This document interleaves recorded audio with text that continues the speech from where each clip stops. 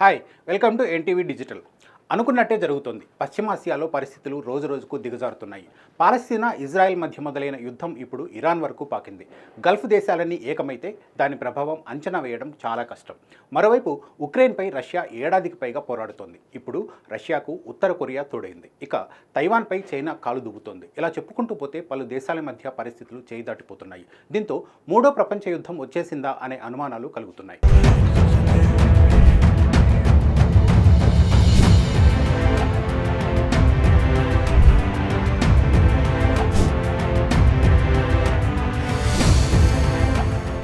ప్రపంచ దేశాలను ఆందోళన కలిగిస్తున్న అంశాల్లో ఇజ్రాయెల్ ఇరాన్ వార్ ఒకటి. గాజా స్ట్రిప్లో మొదలైన యుద్ధం ఇప్పుడు ఇరాన్ ఇజ్రాయెల్ వార్గా మార్పు చెందింది. ఇది ఇంతటితో ఆగుతుందా? 2023 అక్టోబర్ 7న హమాస్ తీవ్రవాదులు ఇజ్రాయెల్పై విరుచుకుపడ్డారు. సరిహద్దు దాటి ఇజ్రాయెల్ లోపలికి ప్రవేశించి విధ్వంసం సృష్టించారు. ఈ ఘటనలో 1200 మంది దాకా చనిపోయారు. 251 మంది ఇజ్రాయెల్ పౌరులు, సైనికులను హమాస్ బందీలుగా పట్టుకుంది. దీంతో ఇజ్రాయెల్ కూడా ప్రతీకార చర్యలకు దిగింది. బందీలను విడిపించుకునేందుకు గాజాలో భారీ విధ్వంసం సృష్టిస్తోంది. ఇప్పటికీ కొంతమంది ఇజ్రాయెల్ పౌరులు హమాస్ చేతిలో బందీలుగానే ఉన్నారు.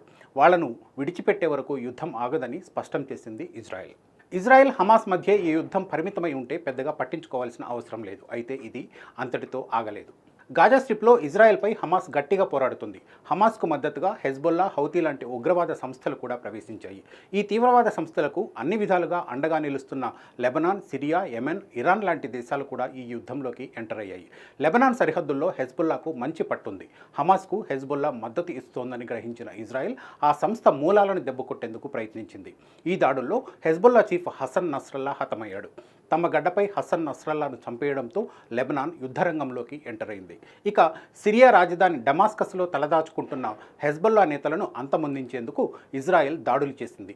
డమాస్కస్లోని ఇరాన్ రాయబార కార్యాలయంపై దాడి చేసి పలువురిని చంపేసింది. ఇరాన్ రాజధాని టెహరాన్లో తలదాచుకున్న హమాస్ కీలక నేత ఇస్మాయిల్ హనియేను చంపేసింది. దీంతో ఇరాన్ కూడా కయ్యానికి కాలు దువ్వింది.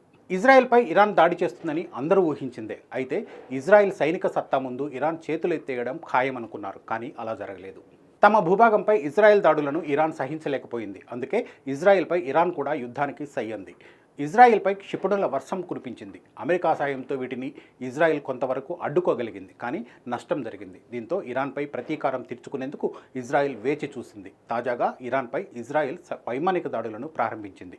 ఆ దేశ సైనిక స్థావరాలను లక్ష్యంగా చేసుకుని ఇజ్రాయెల్ క్షిపణులు ప్రయోగించింది. తమ దేశ ప్రయోజనాలు కాపాడుకునేందుకు తాము ఎందాకైనా వెళ్తామని ఇజ్రాయెల్ స్పష్టం చేసింది. ఇప్పుడు యుద్ధం పశ్చిమాసియా మొత్తానికి వ్యాపించింది. 4-5 దేశాలు ప్రత్యక్షంగా ఈ దాడుల్లో పాల్గొంటున్నాయి. అయితే ఇది ఇంతటితో ఆగేలా లేదు.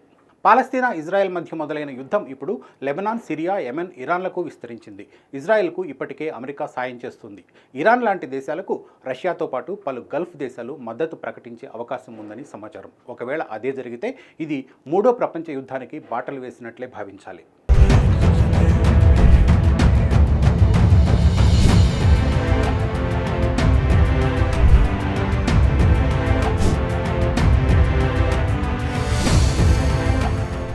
ఇక పశ్చిమాసియాలో మరో యుద్ధం కూడా జరుగుతోంది. సిరియాపై అమెరికా బాంబుల వర్షం కురిపిస్తోంది.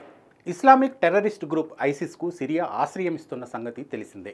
ఐసిస్, అల్ ఖైదా లాంటి సంస్థలు అమెరికాకు భారీ నష్టాన్ని కలిగించాయి. దీంతో ఈ సంస్థల అంతు చూసేంత వరకు తాము నిద్రపోమని అమెరికా ప్రకటించింది. అందుకే ఈ టెర్రరిస్టు సంస్థల జాడ ఎక్కడున్నా అక్కడ అమెరికా దాడులు చేస్తోంది. అందులో భాగంగానే సిరియాలో ఉంటున్న ఐసిస్ తీవ్రవాద కేంద్రాలను లక్ష్యంగా చేసుకుని అమెరికా గత 2 నెలలుగా యుద్ధం చేస్తోంది. ఇక రష్యా ఉక్రెయిన్ వార్ గురించి అందరికీ తెలిసిందే. 2 ఏళ్లు దాటినా ఈ యుద్ధం కంటిన్యూ అవుతూనే ఉంది. ఇప్పట్లో ఆగే పరిస్థితులు కూడా కనిపించట్లేదు. నాటోలో ఉక్రెయిన్ చేరికను నిరసిస్తూ ఆ దేశంపై రష్యా యుద్ధానికి దిగింది. 2022 ఫిబ్రవరి 24న ఉక్రెయిన్లో సైనిక చర్య చేపట్టింది. ఇది ఇప్పటికీ కొనసాగుతూనే ఉంది. ఎంతో ఆస్తి నష్టం జరిగింది. అయినా ఇరు దేశాలు వెనక్కు తగ్గట్లేదు. రష్యా ముందు ఉక్రెయిన్ చేతులెత్తేస్తుందని అందరూ అనుకున్నారు. కానీ ఉక్రెయిన్కు అమెరికా, నాటో దేశాలు మద్దతుగా నిలిచాయి. దీంతో ఈ యుద్ధం హోరాహోరీగా సాగుతోంది. ఉక్రెయిన్పై రష్యా దాడిని నిరసిస్తూ అమెరికా సహా పలు దేశాలు ఆంక్షలు విధించాయి. ఇప్పుడు రష్యాకు మద్దతుగా ఉత్తర కొరియా రంగంలోకి దిగింది. ఉత్తర కొరియా, దక్షిణ కొరియా మధ్య పచ్చగడ్డి వేస్తే భగ్గుమంటుందనే విషయం మనకు తెలుసు. నిత్యం ఈ రెండు దేశాల మధ్య ఉద్రిక్త పరిస్థితులు చూస్తూనే ఉన్నాం. ఉత్తర కొరియా అధ్యక్షుడు కిమ్ జోంగ్ ఉన్ ఒక నియంత. అతని నియంతృత్వాన్ని గురించి కథలుగా చెప్పుకుంటూ ఉంటాం. అలాంటి కిమ్కు రష్యా ప్రధాన మద్దతుదారుగా ఉంది. కిమ్ కూడా రష్యా కోసం తన వంతు సాయం చేసేందుకు సిద్ధంగా ఉన్నారు. ఉక్రెయిన్తో యుద్ధంలో రష్యా పెద్ద ఎత్తున సైన్యాన్ని కోల్పోయింది. దీంతో రష్యా కోసం ఉత్తర కొరియా 1500 మంది సైన్యాన్ని పంపించిందని సమాచారం. అంతేకాదు రష్యాకు కిమ్ ఆయుధాలను కూడా పెద్ద ఎత్తున పంపిస్తున్నారని దక్షిణ కొరియా ఆరోపించింది. రష్యాకు ఉత్తర కొరియా సైన్యాన్ని ఆయుధాలను పంపడాన్ని దక్షిణ కొరియా తీవ్రంగా ఆక్షేపించింది. మరోవైపు ఉత్తర కొరియాపై దక్షిణ కొరియా అధ్యక్షుడు కిమ్ జోంగ్ ఉన్ నిత్యం కవ్వింపు చర్యలకు పాల్పడుతున్నారు. చెత్త బెలూన్లను ఆ దేశంపైకి వదలడం, ఆ దేశ రహదారులను ధ్వంసం చేయడం లాంటివి చేస్తున్నారు.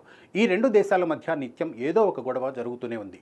ఈ పరిస్థితులు ఏ క్షణమైన యుద్ధానికి దారితీయొచ్చు. ప్రపంచ దేశాలను కలవరపెడుతున్న మరో అంశం చైనా తైవాన్ మధ్య యుద్ధం. తైవాన్ను ఎలాగైనా లాక్కోవాలనే పట్టుదలతో ఉంది చైనా. తైవాన్ సార్వభౌమత్వాన్ని చైనా అంగీకరించట్లేదు. తైవాన్ తమదేనంటోంది చైనా. కాదు, తమది స్వతంత్ర దేశం అంటోంది తైవాన్. దీంతో ఆ రెండు దేశాల మధ్య ఉద్రిక్తత ఎన్నో ఏళ్లుగా కొనసాగుతోంది. తైవాన్ను ఎలాగైనా తమలో విలీనం చేసుకోవాలని చైనా ప్రయత్నిస్తోంది.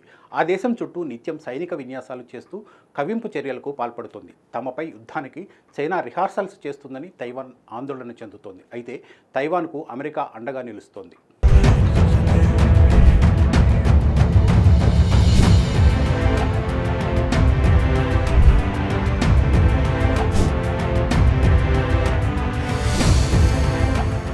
ఇలా చెప్పుకుంటూ పోతే ప్రపంచంలో ప్రతి రెండు దేశాల మధ్య ఏదో ఒక సమస్య ఉంది.